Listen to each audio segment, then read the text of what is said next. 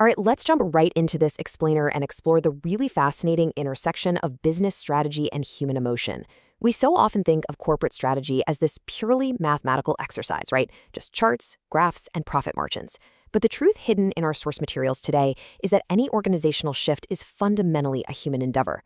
Over the next few minutes, we're going to look at why organizations change, how they try to manage it, and honestly, most importantly, how the human mind actually processes all that disruption. But first, to set the stakes for today, think about this startling fact from our sources. Close to 70% of all change management initiatives fail. Just let that sink in for a second. Nearly 7 out of 10 times a company tries to implement a major shift, it completely falls flat. That statistic highlights a massive, incredibly expensive gap between strategic planning in the boardroom and the messy reality of execution on the ground. It proves that just deciding to change, well, that's never enough. It literally has to be a highly intentional, strategic, and well-coordinated effort. So here is our roadmap for the explainer today. 1. The reality of change. 2. The mechanics of change. 3. The human element. 4. The Kubler-Ross curve. And 5. Strategies for integration. Section 1. The reality of change. In today's hyper-competitive world, industry life cycles are shrinking fast. Between rapid technological disruption and constantly shifting external variables, companies that just stand still are actually falling behind. To survive, they have to adapt. Our materials define this change simply as a deviation from the norm. Change management, then, is all about intentional preparation for that exact deviation. It's the procedure of smoothly planning for and implementing these shifts so an organization can adapt. It's definitely not just about reacting to disruptions and crossing your fingers. It's about deliberately coordinating efforts so the organization can thrive and actually benefit from its new environment. And just look at the sheer variety of change a business might face. You might be dealing with a massive strategic transformational change, or maybe something way more isolated, like a personnel change. It could be an unplanned change, totally forced by the market, or a highly targeted remedial change meant to fix one specific failing process. Recognizing exactly what kind of change you're dealing with is absolutely the first step in figuring out how to manage it. Section 2, the mechanics of change.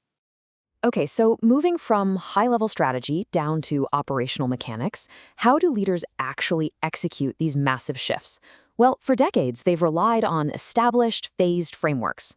Take Kurt Lewin's foundational model. It presents this really neat 3-step structural ideal for how an organization transitions from old behaviors to new ones. First up is unfreezing. This is all about breaking down the status quo and minimizing those stubborn attitudes that keep current behaviors in place. Step 2 is moving, or change, where you actually tamper with the current system, provide fresh perspectives, and roll out the shift. And finally, we have refreezing. This is absolutely crucial. It's where you stabilize the new organizational balance, literally locking the new behaviors into place with supporting processes, so people don't just naturally revert back to their old habits. Section 3, the human element. Now, Lewin's model looks super simple and logical on paper, right? Unfreeze, move, refreeze, boom, done. But we all know businesses are run by humans, not machines. Just contrast the neatness of his mechanical plan against the raw, totally unpredictable reality of human emotion when faced with disruption. When you introduce a massive deviation from the norm, you're not just shifting processes, you are upending people's daily lives and their habits. Employees almost always view change with anxiety at first. They're worried about losing their jobs, reporting to some new manager, or maybe failing to grasp a new piece of technology. If you only manage the mechanical steps and just ignore this messy emotional reality, well, you're going to end up as part of that 70% failure statistic we talked about earlier. Section 4, the Kubler-Ross curve.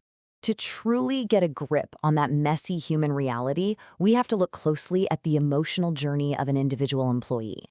And this is actually really fascinating. A framework originally designed to understand the profound trauma of dying is perfectly applicable to the emotional survival of corporate employees facing massive shifts. Elizabeth Kubler-Ross introduced this all the way back in her 1969 book, Death and Dying. Basically, when an organization dismantles its old ways of functioning, employees literally mourn the loss of the familiar. They have to emotionally let go of the past before they can even begin to embrace the future. So the curve kicks off with denial. This is a state of total shock. It's a short-lived, temporary defense mechanism where employees just need time to process what on earth is happening. It's kind of like a legacy company stubbornly refusing to believe a new technology is going to disrupt them. And this is usually quickly followed by anger. As the reality of the change finally sets in, all that frustration boils over. This anger might be directed inward at themselves, at management, or even outward at the competition, sometimes showing up as these hyper-aggressive price wars. After that, employees typically try to postpone the inevitable through bargaining. This is a phase of experimenting, renegotiating their current state, and desperately trying to find some sort of compromise. When that inevitably fails, it gives way to the lowest point on the curve: depression. This stage involves profound sadness, fear, and a lot of regret. But, and this is a really critical insight to take away, this lowest point is also where ideation finally kickstarts. It's right here, while grappling with this inevitable loss, that employees actually begin to deeply process the need for a new direction. Finally, if they're guided properly through all of that, the grease subsides and employees reach acceptance, which is also known as integration. They resign to the new reality, they stop resisting, and they integrate the new behaviors into their daily routines. They let go of the old ways of functioning and finally move ahead. Ultimately, this right here is the true goal of the refreezing phase we discussed a few minutes ago. Actually, I want to clear up a pretty common misconception here that pops up a lot in academic materials. While you might hear people casually mention feelings of satisfaction and growth when talking about professional development, our sources explicitly confirm these are not actual stages in the Kubler-Ross model of organizational change. The curve strictly maps the transition through negative emotional resistance, denial, anger, bargaining, depression, toward eventual acceptance. So definitely don't let those positive-sounding buzzwords confuse your understanding of the framework's core focus, which is all about emotional friction. Section 5, Strategies for Integration. Okay, so we now understand the macro corporate mechanics from Kurt Lewin, and we get the deeply human emotional journey mapped by Kubler-Ross. How do we bring all of this together to actually succeed? How does leadership turn this theory into actionable strategy? Well, the secret is proactive integration. First, leaders absolutely must openly acknowledge the emotional curve. You simply cannot bypass the human reaction. Second, they've got to communicate constantly to alter the organizational mindset.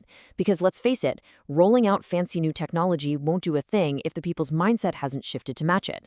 Finally, they must actively avoid rigidity. Here's a huge warning to keep in mind. Prolonged success breeds complacency. Without continuous renewal and a real willingness to undergo these painful changes, an organization that was once wildly successful will just become rigid and eventually spiral straight into failure. Which leaves us with a final, provocative thought to take away from today's explainer. When your company inevitably faces its next major disruption, ask yourself this. Are you managing the actual human change, actively guiding your team through their unavoidable emotional curve? Or are you just blindly following an operational schedule, hoping the spreadsheets alone will magically save you? Honestly, the difference between those two approaches is exactly what separates the 30% who succeed from the 70% who fail.